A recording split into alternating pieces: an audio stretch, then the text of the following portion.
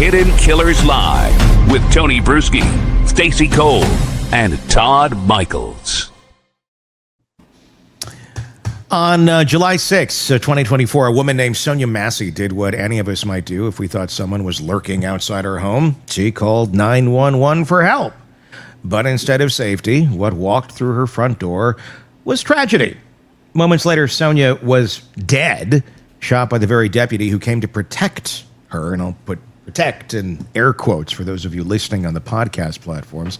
Now, more than a year later, the former county deputy Sean Grayson has been found guilty of second-degree murder in her death, the verdict that raises many questions as it answers. We are digging deep into this, and who else better to help us dig deep into it than defense attorney and host of Defense Diaries, Bob Motta. We're going to talk about how this system meant to serve and protect instead failed at nearly every turn in this case, and we're going to figure out what the hell went wrong, or if the system, it's just kind of working as directed, working under the confines of the wheels and the tracks that are already laid for it. Bob, welcome. Thanks, this is another crazy one. We've all seen the video. We're not going to play it again. So if anybody's triggered, don't worry. We're not going to do that. This is one where we got the verdict just the other week. What was your reaction to finding out second-degree murder on this? I was outraged. I thought that, because the way that this thing went down was he was only charged with first degree. Mm-hmm. So, and he was never indicted on second degree, but second degree is a lesser included offense in Illinois. This one happened in my neck of the woods. And, ultimately the jury, in what I feel was a compromise verdict, ultimately landed on second degree. And, and when I say a compromise verdict, that means that ultimately I have a feeling that there was a little bit of a divide in the jury room with maybe one or two people in terms of wanting to convict him on the first degree. I think that there were probably a couple of holdouts that were like, well, she lifted up the pot. She lifted up the pot. And, he had to, he had to do what he had to do type shit. And ultimately they end up landing on second degree, which carries a much less severe penalty. The range goes from anywhere from 4 years to 20 years on that. But the thing that is most disconcerting about it is the fact that the guy can actually get probation, meaning that they could say, all right, the judge says, I'm going to sentence you to 4 years, but I'm not going to put you in. I'm going to put you on reporting probation. And, so provided you don't screw up, you're not going in. So, I mean, that could happen. Like the guy could be given probation. Which when you look at this thing, and I'm glad we're not showing the video because it is a very triggering video. It's disturbing. It's fucked up, And let's kind of walk through for people who don't know what happened here. Essentially, and step in if I'm misstating anything. She calls the police. She thinks there might be somebody outside her home. She's concerned. Maybe it's a burglar. Maybe you don't know, but you're concerned. So you call 911. They show up. We've seen the body cam footage in its entirety. It's like 18 minutes if you watch the whole thing, and it starts out a fairly civil interaction. She does seem a little elusive at first. I don't know what's going on with her exactly, but I don't know. I mean, how would you describe, in your view, what the heck's going on there in terms of when they start interacting with her hesitance to really say much of what's going on? She didn't seem like she was quite there. In no way am I sticking up for shooting her.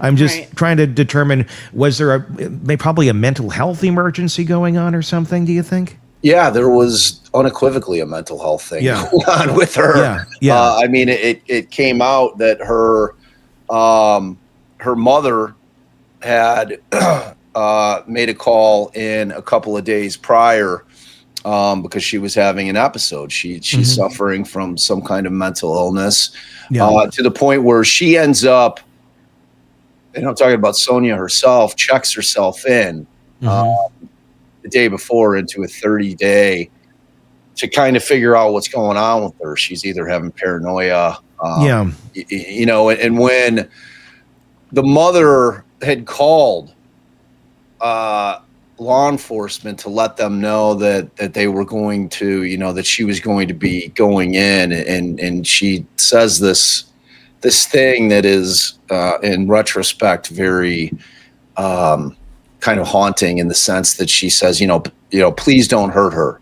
Please don't hurt her. She's going through some mental health issues. They're warned. They're told. Right. She's going through mental health issues. They are absolutely, like, whether or not these two guys are made aware of the fact, but when you watch the lengthy video, you watch the lengthier video, and they've got his partner going out there, and he says something about it seems like it was a 1096, which is she's got some kind of mental distress going on. You know that they could tell just by the way that she was acting that she was having some kind of an issue. And, you know, because like when they first come to the door, she's acting straight. First of all, it takes her a long time to answer the door, right? Yes. You got this cop. So the cop, Grayson's already irritated by the fact that he's standing out there for 2 or 3 minutes waiting for her to open the door. It's like, what took you so long to open the door? You know, she's like, well, I was getting dressed, and you know, I mean, so ultimately, you know, this weird interaction takes place, you know, and she starts, you know, you can hear her when they're at the front door, you know, saying some things like, you know, God help me. There's a lot of religiosity being thrown into. Yeah.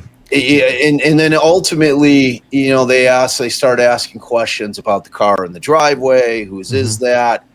You know, and she gives some kind of strange answer initially. And then ultimately, when his partner goes to walk down the driveway to look, you can still see on his body cam that Grayson's still at the door. So we don't, and as we know, Grayson doesn't have his body worn cam on at that time. He doesn't turn it on until after the shooting occurs, and then he flips it on. So the partner is walking down, and you can see Grayson go into the house. So unfortunately, I don't know if he just barged his way in or if she invited him in terms of him coming into the home, because that thing was so close to being over. Yeah. You know, once they checked out the perimeter of the house, or like, there's nothing out here. Yeah, because you almost think this is it. Like, what more can possibly happen here? Right. So ultimately, you know, I mean, he ends up in the house. You know, she's sitting down. She's trying to find paperwork. And, you know, and she's trying to find the stuff to where she was, you know, hospitalized, that she went in with the mental health issues. And, you know, I mean, the bottom line is that there had been 3 911 calls made by or on behalf of Sonya. Her mother had actually called them and specifically said that her daughter was experiencing a mental breakdown, and then pleaded with them. Like, this is part of this is the record. It's a 911 call. He says, I don't want you guys to hurt her. So it's like there's this premonition that, you know, that this is how these things get dealt with by cops who are not trained to handle mental health issues when they go. Let me interrupt you for just a second here. So we know that she has a previous mental health history, and I've sat in a dispatch area before. I'm not sure if things are flagged, like this address, we've got somebody here with a mental illness or something. But knowing that the mother said this, and again, we don't know if the officers knew that there was a mental health crisis going on here, but let's just say they did know. Yeah. Couldn't they, instead of going in with, you know, firearms out, how about the stun gun? Well, that's what Allison, we did a live on this the other night where, as you can imagine, Allison and I were raging. Right. But I mean, that's the thing, right? I mean, like, why aren't you pulling out the stun gun? You know, like, why Why deadly you, force? Mace, Exactly. pepper spray, something. I mean, Anything other than something that would kill her and eliminate her from this earth. Exactly. You know, and I mean, that's the $1 million question. I mean, to me, that's always the question. You know, like, So- why are we defaulting? Why are these cops Correct. defaulting to killing people as opposed to, you know, using the stun gun and, you know, like dropping them right there, and you're not ending up murdering somebody. I think the answer is quite simple because the system is working as it's been created. We're putting unqualified people into positions where they have to essentially be a mental health professional with zero mental health training, Yeah. and expecting them to react in a way that doesn't end tragically. Yeah. And that, I think, at the end of the day is this. I mean, and this officer, and we can go into in a little bit, obviously already checked the boxes of, I don't have very good emotional regulation. I don't make good decisions. I've been fired this place. I've had to resign here. I've been discharged. I mean, the list goes on and on. The guy's not good at assessing situations and handling them in any way, shape, or form that seems to make any sort of sense that de-escalates. We can get into that again, like I said, in a little bit. But again, it's working as designed. When you put people into positions that are not qualified or trained to handle them properly, shit's going to go bad. Yeah. And it doesn't excuse it, Right. but it's, why is anyone surprised? The I gun guess. is so easy to pull out and use, and that's what concerns me. In some of the martial arts classes that I'm in, there are some police officers who are present. They are learning so that they can de-escalate a situation manually before they have to pull out their weapon. They've got it handy, and boy, they can get to it, but they try other things first. And that's just where I am. I don't know how things were working in this area, but it seems a little bit of a knee-jerk reaction to go, oh, pull the gun, shoot, done. Yeah. Well, Case closed. No question about it. No question about That's it. what we have all the time, though. I mean, that's how they're trained. And look, the reality is, you know, cops have a tough job. Yeah. Yep, It's they absolutely do. It's a dangerous, thankless job. They're out there, you know, with all the shit that's been going down in the last decade. You know, I would not say that the police are beloved per se in Right. general. It's not to say that people who have husbands and spouses that are cops, that, you know, obviously they love them. And I love good cops. I love good cops.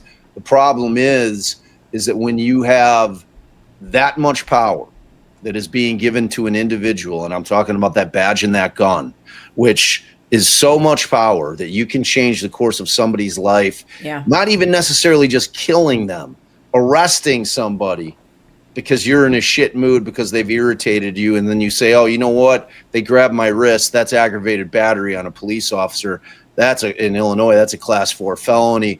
They have so much power to alter people's lives that it is incumbent upon everybody that is in a position to hire these people, that the psychological evaluations that are done on these people is so thorough that we know exactly who we're getting into these jobs. And the problem is they're underpaid.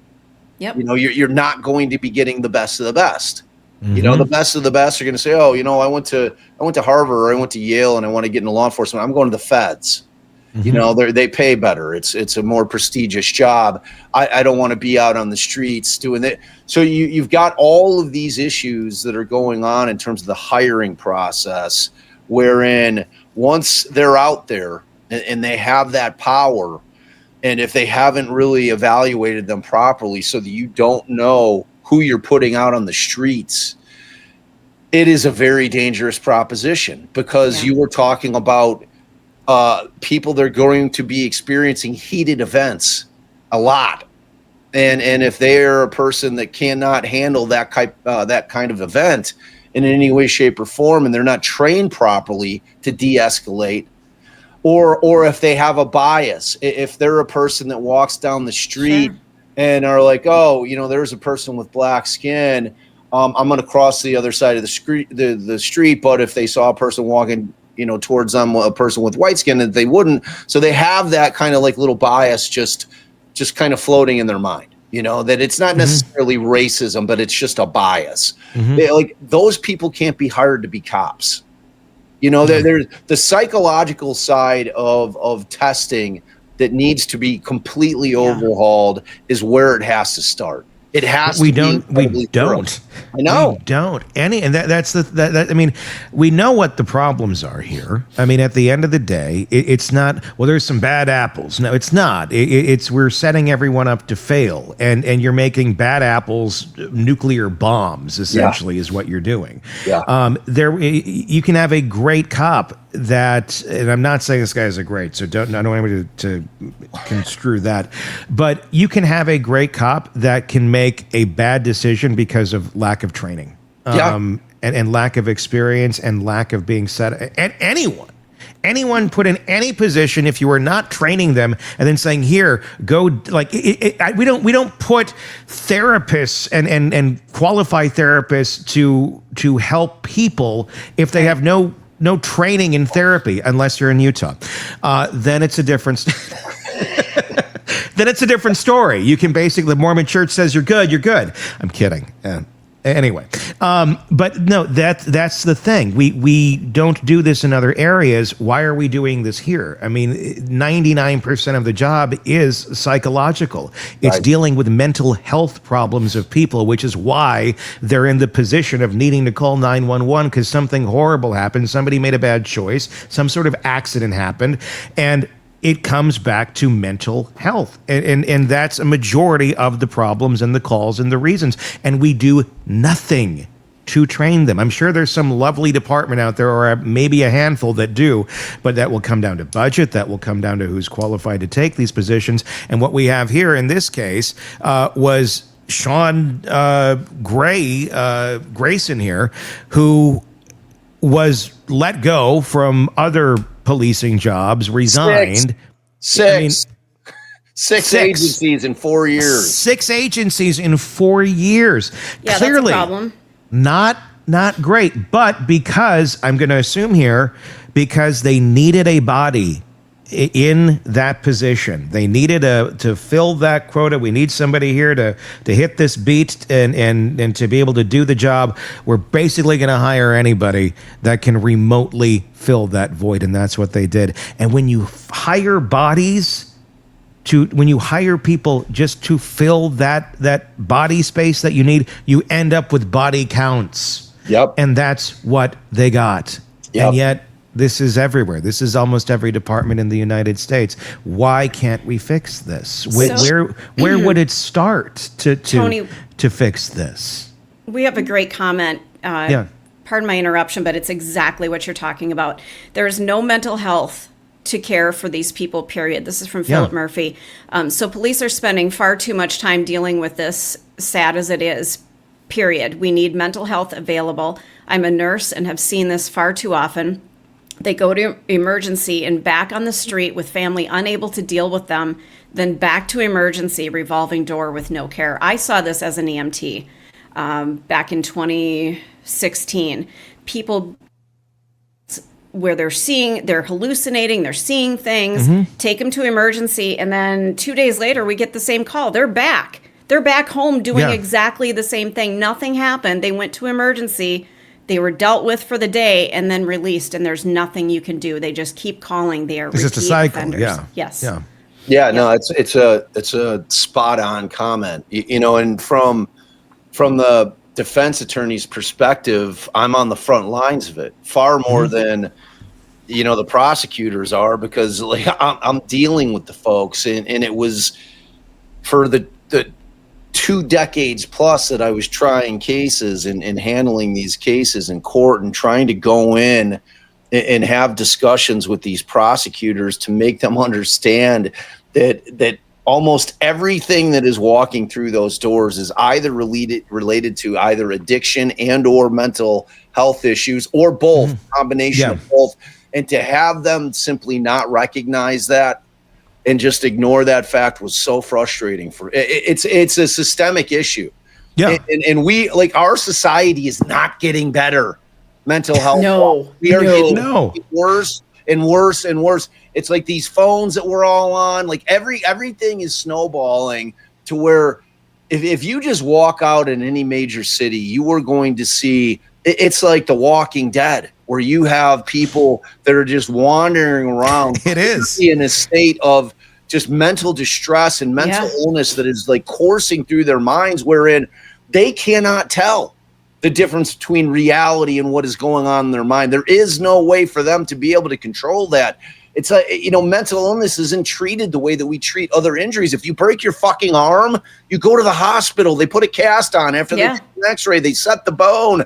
And because we can't see the brain, because you can't see the injury, it doesn't get treated in the same way that all of the other injuries that we always treat. Oh, I'm kind of feeling like shit, around my stomach area. Oh, maybe your appendix is, whatever the case may be, everything else gets treated in a way that is effective. And what's not happening with mental health is it's not getting treated. And to Stacy's point and to our comment there is nothing in place in terms of the system to where these folks that are experiencing incredibly vivid hallucinations of what may be going on in their mind, but it's real to them in real life.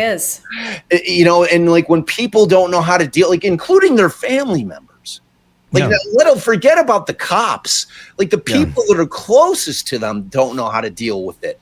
Which is why they've called the police in most cases.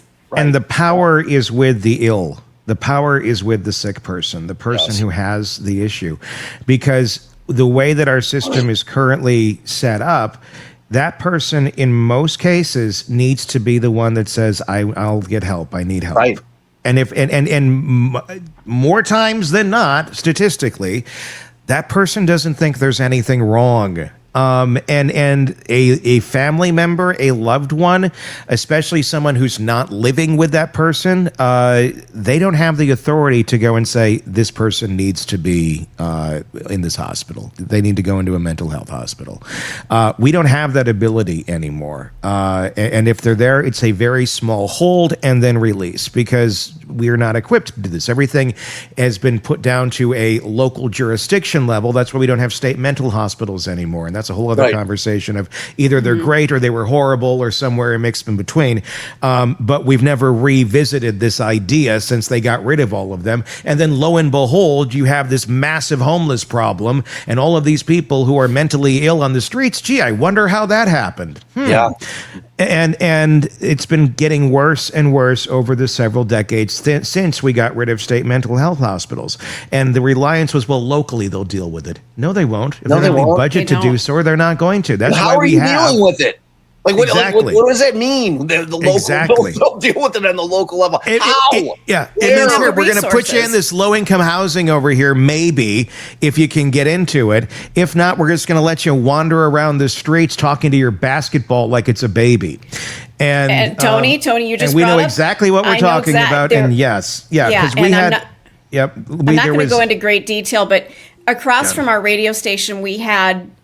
I'm not going to say low-income housing, but it was housing for people who had maybe been institutionalized and then released. Why? Because the institution shut down. Exactly. Yep. And there wasn't a lot of oversight. So these people would cross the street and come over to the radio station and kind of sit in the parking lot.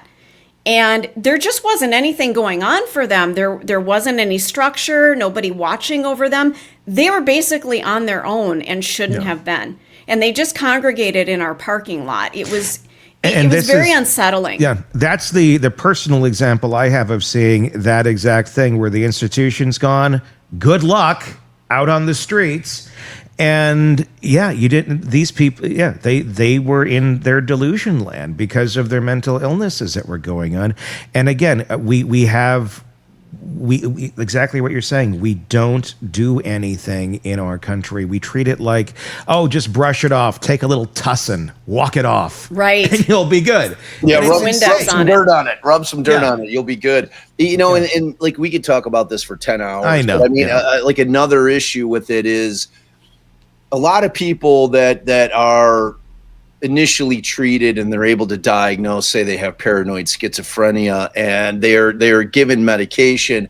And a prevailing issue is that almost everybody that starts taking the medication, which works, which for things like where they're able to accurately diagnose, because there is, and I was actually just talking to a mental health professional on Saturday night. I had a really lengthy conversation with her, and she's a forensic psychologist nurse, and she was telling me, she's like, look, when they come in, I mean, there's an aspect of it where it's a bit of a guessing game in terms of how we try to medicate them, because they're coming in and we're trying to diagnose what we believe is wrong with them in terms of what the DSM may provide us in terms of kind of background, and these are the things that you need to look for.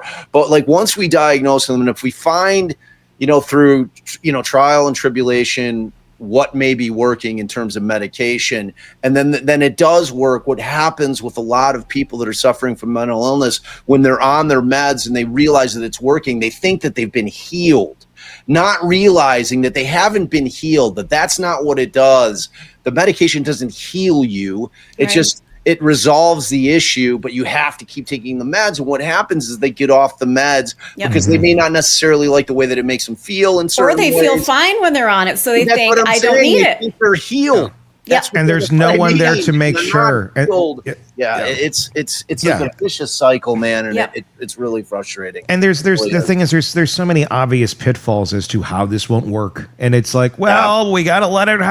No, this is insane. We're letting people just basically kill themselves slowly but surely because we don't want to take responsibility in one way or another. We're talking about the case against Sean Grayson, who was found guilty of second-degree murder. This is the one in Springfield, Illinois, where the officers visited the woman with the pot of boiling water that he claims thought, oh my gosh, she's going to throw this at me, even though they said you might want to take that off the burner over there.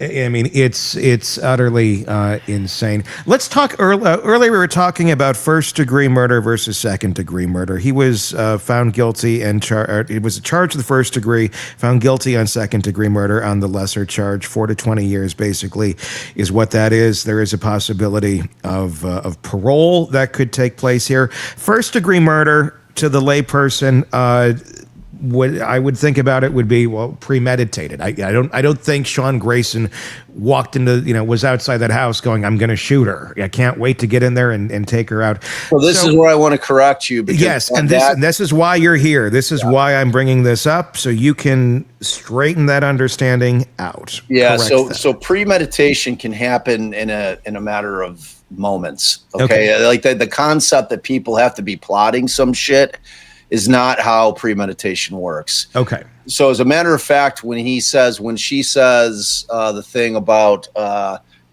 Jesus rebukes you, or whatever she says, and then he turns around and says, you better not, like, I'll shoot you in your fucking face.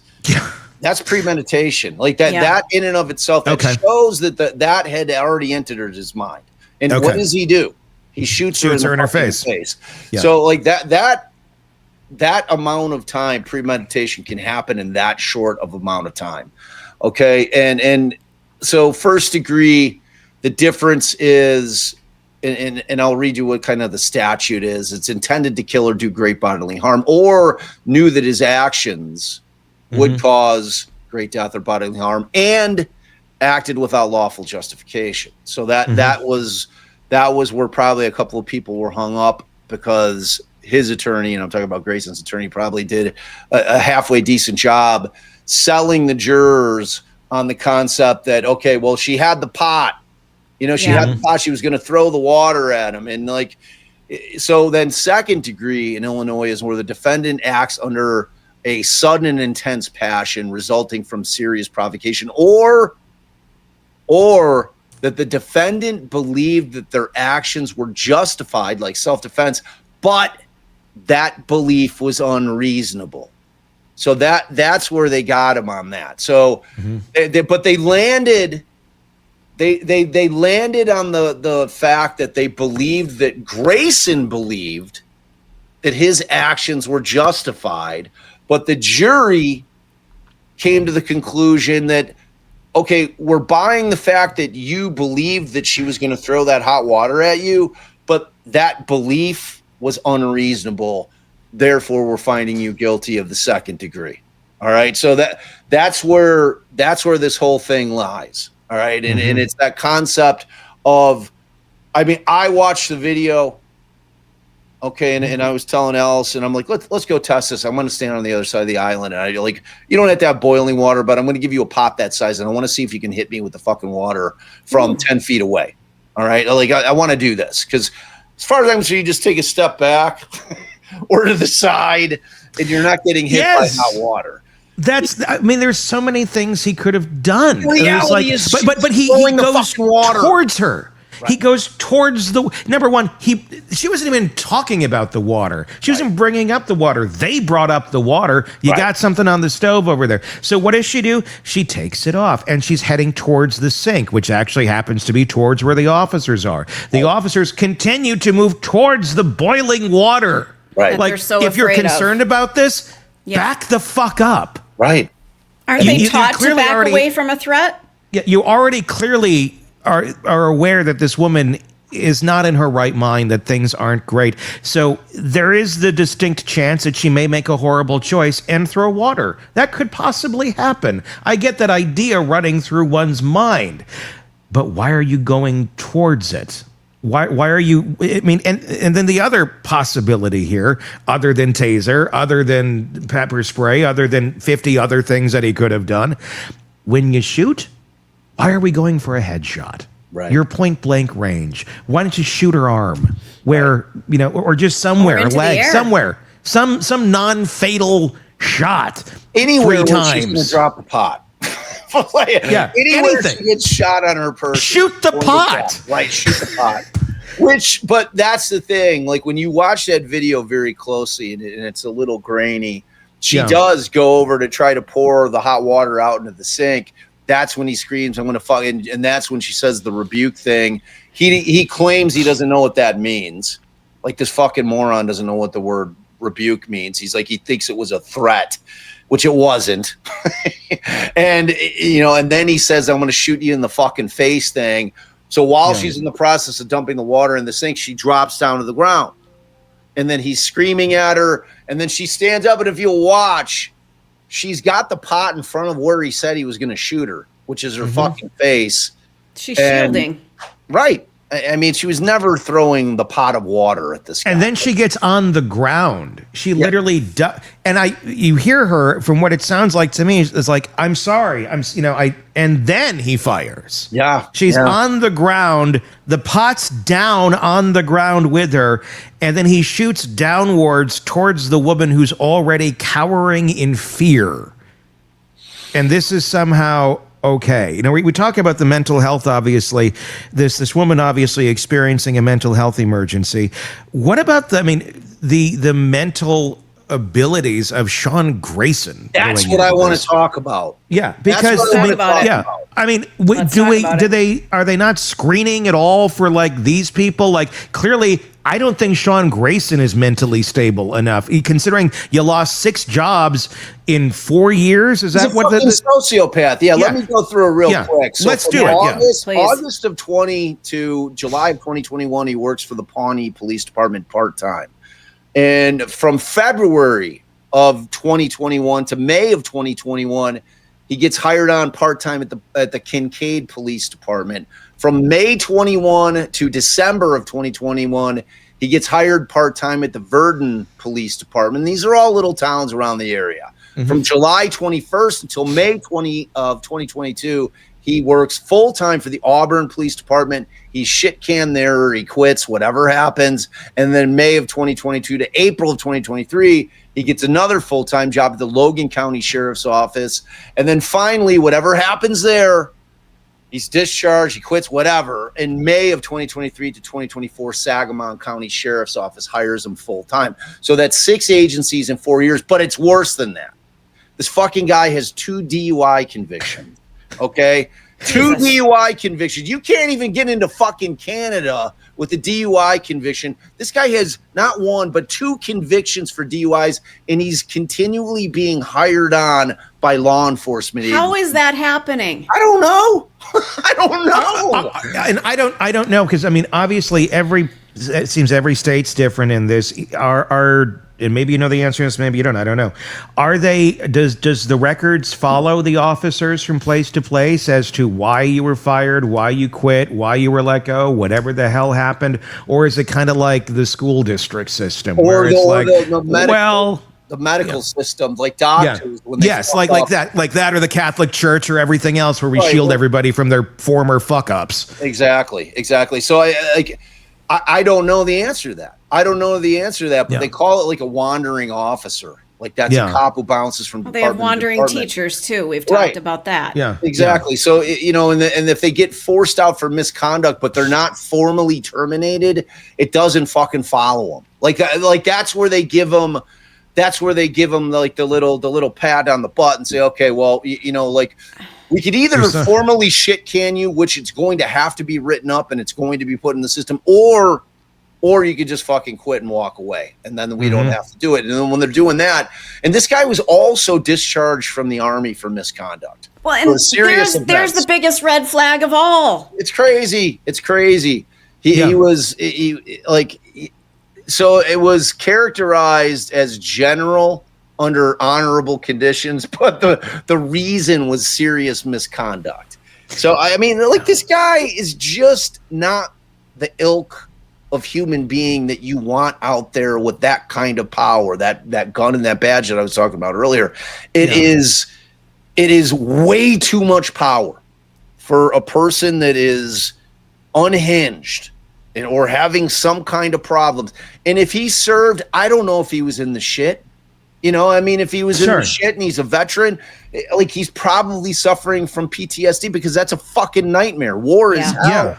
Right. Like that's a real fucking thing. Like, you can't send all these young men and women over like overseas into a foreign country to start fucking killing people and then have them come back and expect them to be completely normal. Like, it changes the psyche of your, like, everything that you knew is now changed based on the fact that somebody told you that it was okay to go over because it was for country, and go over and kill people. And some of them are killing a lot of people. Some of them are watching their friends being killed. And it's like, you can't come back from that not being harmed mentally. No. Like, you can't, like, so, like, I have a huge amount of respect for veterans, and I also understand that that's a real fucking thing. So I don't know if that went on with this dude, but if it did, it helps explain things. But man, like, this guy just should never have been a cop. Like, I mean, that's bottom lining it. It's bottom lining it. And he got to be one over and over and over again. And I let me ask you this: can he become a cop again? I mean, no. I mean, at this point, no. Like you'd have to be fucking. You'd have to be begging for your department to be sued fucking upside down and backwards if you were to, because he's been convicted now of a major felony. Not a chance. But they were asking, like, I mean, some of his, like, the guy who hired him before he was hired at Sagamon was like, he literally asked the question. He's like, you've been in 5 different agencies, man. Like, and you've been here 7 months. Like, how are you here? His boss asked him that. Like, how are you fucking working here? I mean, like, the 2 DUIs is like a major red flag on top of the fact that like, how this guy was getting what it boils down to is exactly what Tony said. They need fucking warm bodies. Yeah, obviously. That's what they did. They're not having a qualified pool of individuals because of the pay, because of the danger associated with the job. It's not an attractive job. And now when you compile that with the fact that police officers take all kinds of shit, because of the bad apples. So the good ones take shit because of the bad apples, and the whole department is shit upon. And, and it's a shame because, like I said, we need good police officers. We need them. Yeah.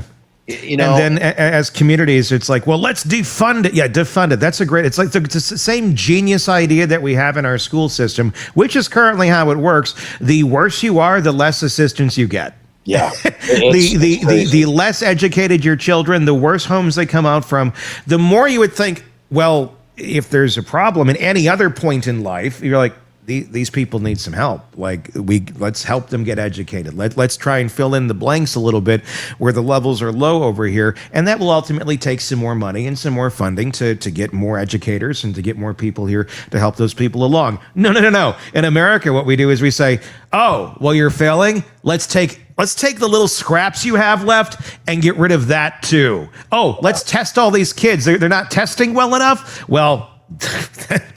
You're proving us right. You don't deserve more. That's how the education system works in America, kids. I'm not exaggerating. No. That is literally how it works. That's essentially what we're doing as a society in our who we're voting for and the people that we're electing to make choices as far as how we're funding our police departments, how we're funding all of our first responders and things of this nature. We're saying, oh, we're angry at you. Let's not fund the problem to get help and educate the problem. We're like, take that shit away. What happens? You make it worse, dipshits.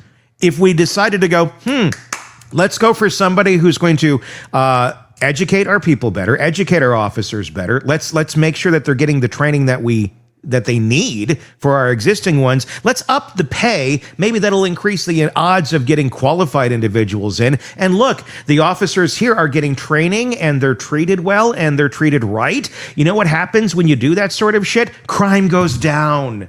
There's less problems because you have a system that's functioning. It's not trying to emotionally and decay itself from the inside out because it's not being fed. And that's essentially what we have going on in our education system, in our law enforcement system, in so many systems. We ignore the problems, we don't treat the problems, and then we starve the problems, thinking it's going to help our problems, and it makes more problems. Yeah.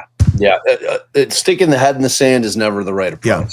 Yeah. There's no question about that. And like the concept of like what you were just talking about in terms of the training, and I think that you can call 988, right? And that it's like what really needs to happen is in these situations where it's clear, like if you had a social worker or a mental health worker that was either with the cops or like, all right, we got to call, we need a mental health professional over there kind of like assisting with the cops to kind of to be able to decompress everybody that's at the scene. And we it's like, cause the cops just aren't equipped to do it. And frankly, they're not going in to be mental health workers. No. When you get that job, like they have enough shit to do. Yep. Yeah. Cops have enough shit to do. Their job is dangerous enough to where I don't think we need to be piling that on to their list of chores that they need to do, their list of responsibilities when they get to a scene. But when we have an idea, like whether if it's a domestic, right? Like there's something going on where probably a mental health professional coming along with the law enforcement would be very helpful to de-escalate a situation in a domestic situation. Or if you got somebody where it's a family member calling and it's clear that it's a mental health issue, you're sending somebody in that is qualified to handle that, to de-escalate, to maybe get that person calmed down. Because when you've got somebody who say is a paranoid schizophrenic and you're coming in and you're fucking screaming at them, you are not making things better. You are making things worse in that person's mind. You are one of the people that they think is out to get them, and that's the reality. That's just not the approach that you take in these types of situations. So, I mean, I think that there's ways that we can do it. It's like you said, though, man, the fucking funding, the funding, they're just not willing to put the money into it because it's considered more of kind of like a socialist type of thing, man. Like anytime you're talking about social programs, whether it's our public schools, whether it's police, fire, anything that is considered where we're pooling money and we're using public funds in order to sustain it. It becomes a fucking political football when it shouldn't be, and it should be a human thing. Yeah. Because we should all give a fuck. Because at the end of the day, it makes our country a better place to live. Well, either we do this and we put value on this, or everyone's just you're going to have very specific sects where everybody just has private security because the public got so defunded and so corrupted and so messed up that it's not safe they're not trustworthy. And I'm not saying we're there right now. In some areas I feel like we are, but this is insane. I mean, if we want to have a functioning society, we have to fund the areas that are important, that protect us, our education, our police, our fire. But we somehow think that these are the areas that deserve the least amount of attention. And I don't know how the hell we have that mental block and why we think that way, but that is a majority of how our country seems to function. Or they just don't want to deal with it and they don't want to think about it because it's an icky thought. And then if you have to think about that, you got to think about all the decisions you might have made and the people that you voted for and the choices and you might start feeling bad about that. So we just kind of push it off into the corner because it's someone else's problem. Yeah, it's hard to look in the mirror when you have your head in the sand. It is. And and until it affects you personally in some way, like that's the fucking thing here. Until you have one of those things that you just discussed impact you in a negative way to where you're like, oh, okay, now I see what the fucking problem is. People are just oblivious to it. We are very much a society that we're able to kind of ignore all the shit that's going on if it's not directly affecting us because that's just how we're built. We've been able to for quite a long time in our country, kind of, if you're not in that environment, if that's not the atmosphere, the ecosystem that you're in, people have been able to. But I feel like that's shifting. I feel like I don't leave my house half the time. when I do, I go out and I'm like, yeah, this is why I don't leave my house. Yeah. Because it feels like it is slowly, I think more frequent, more fastly eroding than ever before the enormous mental health crisis that is going on in every facet of our society. Go to the store, go to the mall if you can find one that still exists, go to wherever, and you will run into at least one person or situation you're going, they need some help. Yeah. Guaranteed. And usually multiple variations of it to varying degrees every time you leave your home. It didn't used to be like that. It used to be like, remember that one time I was out and I saw this happen or this, like, it's every fucking day now. Yeah. It's like, there's a problem. And it's affecting our kids, T. Yes. We're not just talking about fucking adults. Yeah. We're talking about kids, 10, 11, 12, teenager. It is rampant. Yeah. It is a fucking absolute crisis that is just being ignored in a way that it's like you said, man, you can't go out without running into somebody where you're seeing just clear mental illness and whether they're talking to themselves or they're wandering around aimlessly or they're begging for money or they're an addict. Like, especially if you go into, like, I live out in the burbs.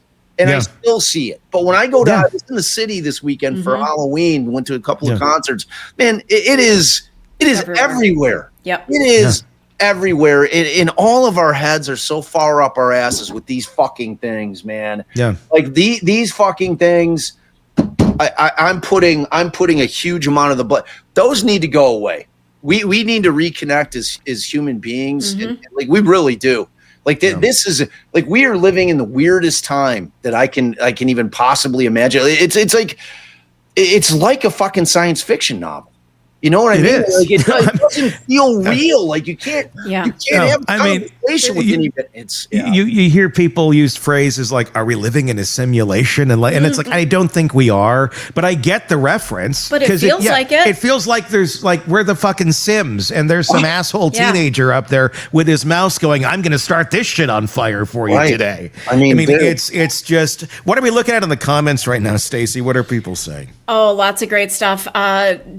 Gen Z, I get your name. This is wonderful. Gen Z 367. She says female. My brother is schizophrenic. Tony, you're entirely correct, Bob, about how they take their medication. They feel better and then they stop.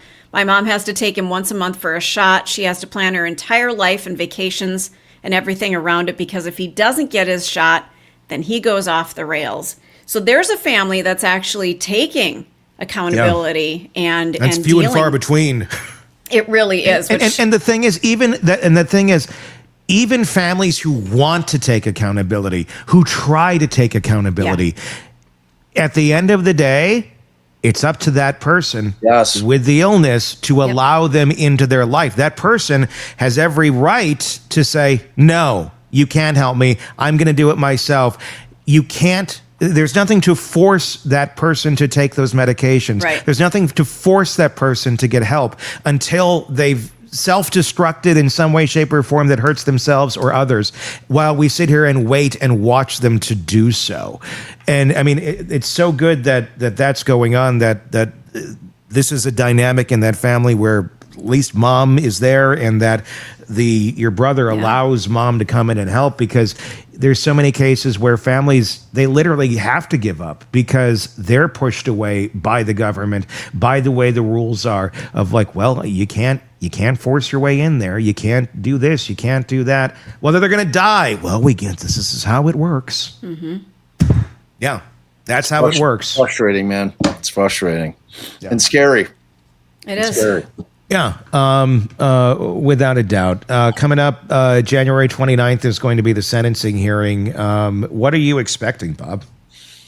Well, my fear is that they're going to give him the low end, that they're going to give him 4 years. And, I plan on going down there. And I want to make sure the judge, because if you listen to her folks, Sonya's parents, that they gave a little press conference afterwards, I recommend everybody listen to that.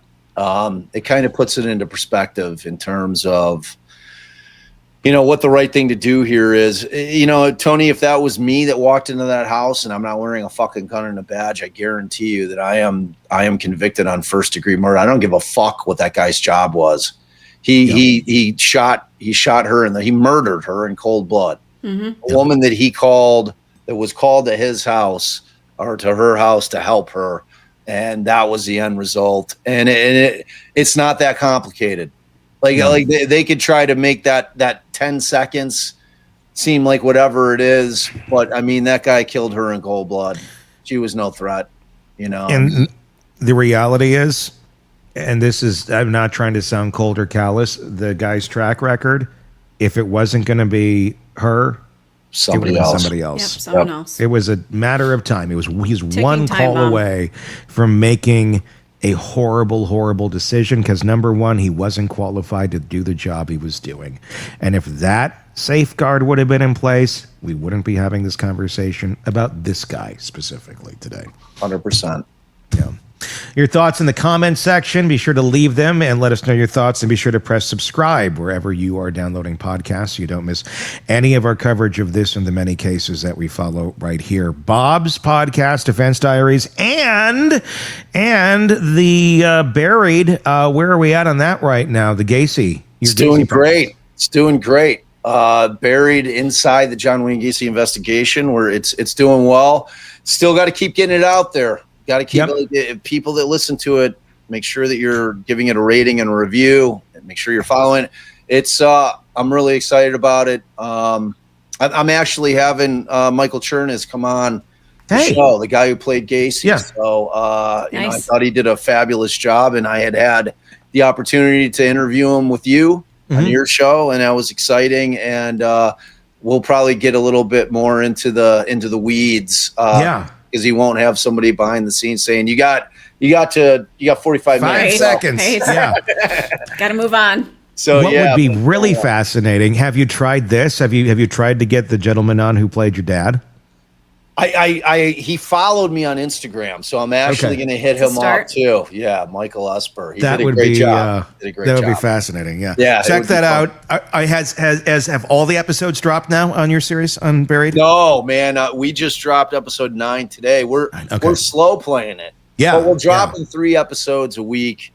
Kind of like the mind blowing thing that we ended up discovering in terms of our investigation has been going on in these last 3 episodes. It's a great podcast. It's different than anything else people have listened to, and it's worth their time. So hopefully they'll check it out. Buried. And technical note for those of you who love a podcast, who love something on YouTube, always hit that like button. It shoves your favorite podcast, show, whatever, into the algorithm. So hit that like button. Yes, right Please. here. Hit it right here. Always Yep. like, share, subscribe. It really helps all of our channels out. So It does. So please and it's do free. It's free to do. Exactly. That. It is. Takes Doesn't 2 cost seconds. a damn thing. Yeah. Exactly. All right. Until next time, for Bob, for Todd, for Stacy, I'm Tony Brueski. We'll talk again real soon. Want more on this case and others? Then press subscribe now and don't miss a moment of true crime coverage from Tony Brueski and the Hidden Killers podcast.